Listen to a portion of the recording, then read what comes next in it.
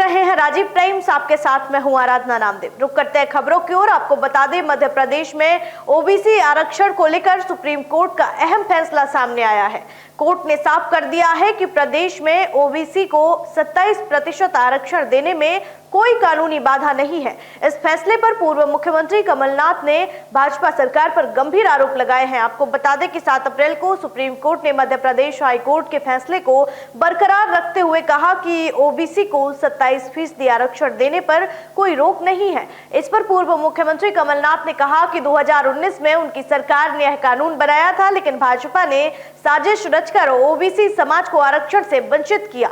उन्होंने कहा कि अब जब सुप्रीम कोर्ट ने भी स्पष्ट कर दिया है कि कोई रोक नहीं है, तो भाजपा को ओबीसी समाज से माफी मांगनी चाहिए और आरक्षण तत्काल लागू करना चाहिए।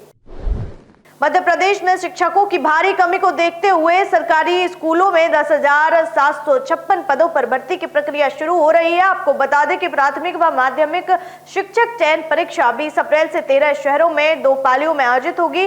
करीब 1,60,000 अभ्यर्थी शामिल होंगे। पहली पाली सुबह 9 से 11 और दूसरी दोपहर 3 से 5 बजे तक होगी। परीक्षा में फोटोयुक्त पहचान पत्र, आधार की फोटोकॉपी, प्रवेश पत्र और काला वॉल पेन अनिवार्य होगा। मोबाइल, कैलकुलेटर समेत सभी इलेक्ट्रॉनिक उपकरणों पर रोक रहेगी। प्रदेश में फिलहाल 79,486 शिक्षक पद खाली है। पिछले 5 वर्षों में केवल 35,266 पद भरे गए हैं। वर्तमान में 72,000 अतिथि शिक्षक काम कर रहे हैं।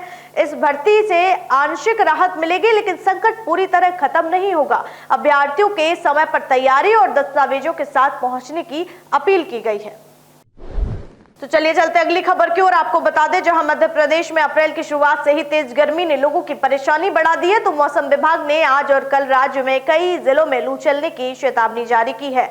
आपको बता दें कि खास तौर पर इंदौर, भोपाल, खरगोन, खंडवा, रतलाम, उज्जैन और ग्वालियर जैसे शहरों में तापमान तेजी से बढ़ रहा है। इंदौर में सोमवार को अधिकतम तापमान 40.2 डिग्री सेल्सियस दर्ज किया गया, जो सामान्य से 3 डिग्री ज्यादा है। तो वहीं भोपाल में भी आज गर्म हवाएं चलने की संभावना है। मौसम वैज्ञानिकों का कहना है कि आने वाले 2 दिनों में गर्मी और तेज हो सकती है। प्रदेश के कई मैदानी इलाकों में सतह से चलने वाली गर्म हवाएं लू में बदल सकती हैं। खासकर दोपहर 12 बजे से शाम 5 बजे के बीच लू का असर सबसे ज्यादा रहेगा। स्वास्थ्य विशेषज्ञों ने लोगों को इस दौरान धूप में निकलने से बचने, हल्के रंग के सूती कपड़े पहनने और पानी की अधिक मात्रा लेने की सलाह दी है। मौसम विभाग ने बताया कि 9 और 10 अप्रैल को प्रदेश के पश्चिमी और मध्य हिस्सों में गर्म हवाओं की रफ्तार और बढ़ेगी। तो वहीं आपको बता दें, खबर भोपाल से है, जहां भोपाल में कानून की धज्जियां उड़ाते हुए एक बार संचालक ने देर रात तक डीजे पार्टी और शराब परोसने का आयोजन किया। टीटी नगर थाना पुलिस ने इस पर सख्त कार्रवाई करते हुए बार संचालक समेत 5 लोगों को हिरासत में लिया है।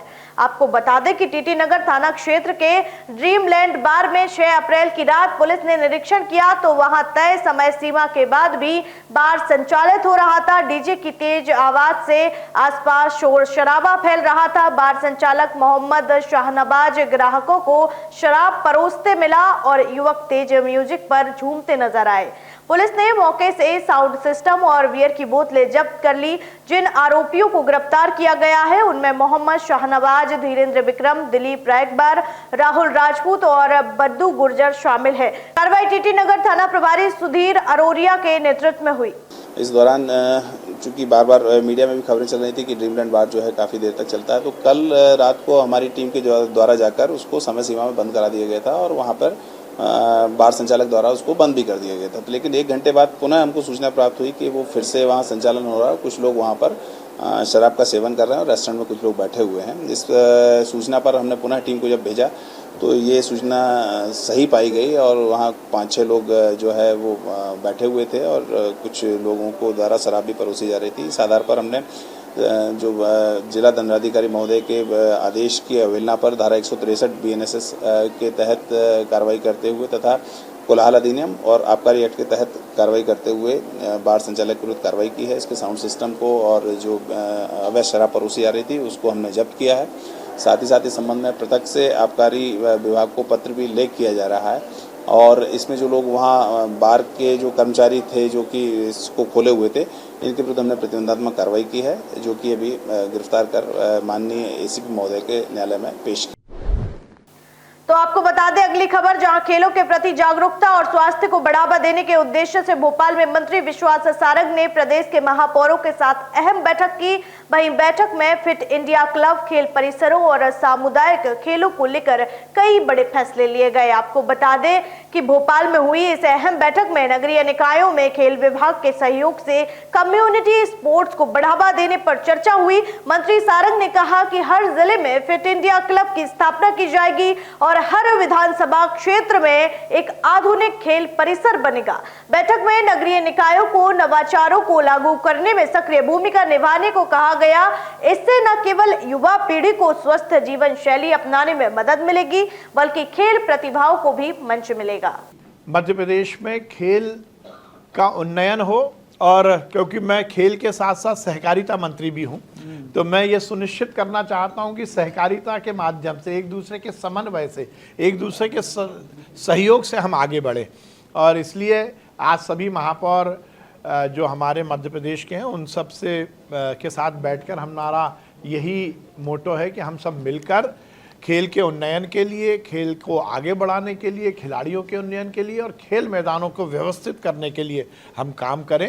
यही आपसे अनुरोध है। कोई भी एक्टिविटी करिए, आप महापौर ट्रॉफी करें, आप किसी एसोसिएशन के साथ मिलकर करें, आपके नगर निगम में कोई भी स्पोर्ट्स की एक्टिविटी यदि आप करते हो, आप टाइमली हमें बताएंगे, हम उसमें सही।